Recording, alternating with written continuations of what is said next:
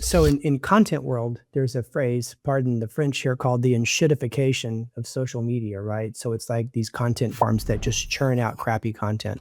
I'm seeing the ensloppification of corporate work. I worry very much about companies that they buy AI tools. They tell everybody, you got to use them. We want to be AI first, but they don't enable people. They don't give them guardrails. They don't help them understand, like, what's quality look like to our customers? What does quality, for example, look like to our readers? How do we think about brand? How do we think about the fact that the consumer can tell the M dashes, the use of phrases, it's not this, it's that, et The M cetera, dashes. makes it incredibly obvious when you use it. Duke University did a study a few years ago, and I believe this, that said that, a lot of people look down on you when they know you're using AI to save time. It actually doesn't help your brand. Now, if you're using AI to accomplish things that you never thought you could accomplish before, I think of Steve Jobs, how he sold the Apple, right? Computer's a bicycle for the mind. It gives us agency that we never had before to go places we thought we never could get to. I think it becomes fascinating that organizations then need to hold their talent responsible for their work. So at the end of the day, you are responsible for the quality of the work you produce. I also think, Doug, and I'll just finish real quick. I'm sorry to interrupt. I counsel leaders all the time that if you see someone who's one-shotted cognitive work, send it back to them. If I get a report from somebody that looks like it's Claude Slop, I will not fix it. I will send it right back and say, I don't care if you write a shorter report for me. I want to know what you think. I love the fact that AI can tell you the right 2,000 words to read for context, but I want to know what you think, because you have more context about how we work here at this company. So I do tell managers it's really important, either through pre-launch enablement or tough love, to still require their employees to be responsible as a human being for their work, because it matters to the customer.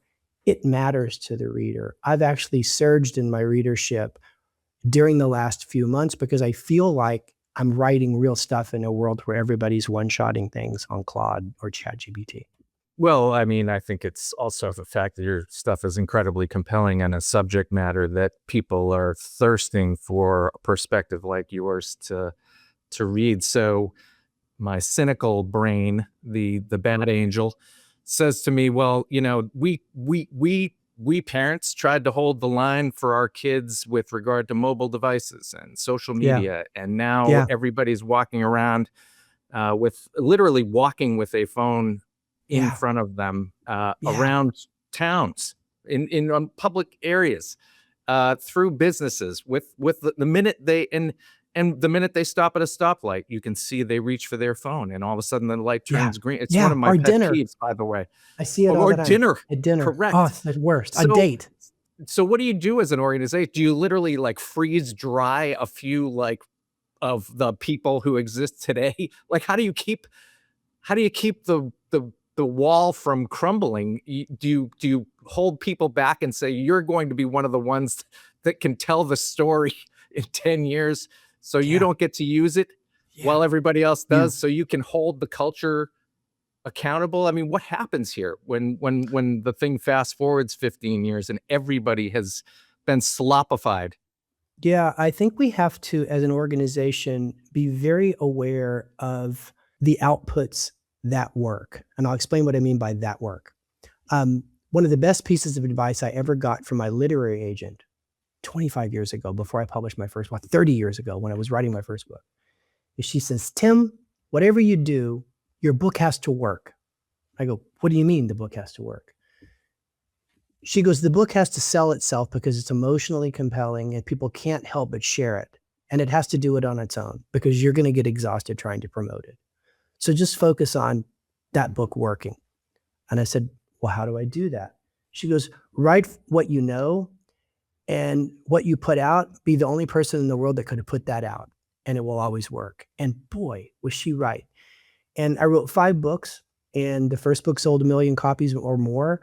The other 4 books combined, fraction, hardly, nearly as much. I believe that for a lot of us, you start out your career putting out Appetite for Destruction, and the rest of your career you publish Chinese Democracy. That's a Guns N' Roses joke. I got it.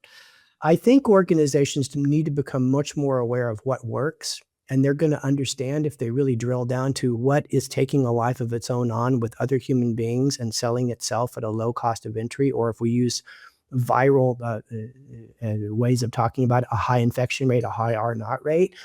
If you focus on what works, you are gonna come back to the human experience. I've been talking to people in the music industry, and they do study human created music versus AI created music. And you hear these headlines about the country band that went to the top of the charts, this, that, and the other, very much outliers. If you study engagement on platforms like a Spotify for add to list, repeat, and recommend, the human touch is becoming more and more important. It's going to become more artisanal. I think in the future, I heard one of the futurists talk about the idea where somebody's going to say, well, I want to see that movie because like the human George Clooney is actually in that movie.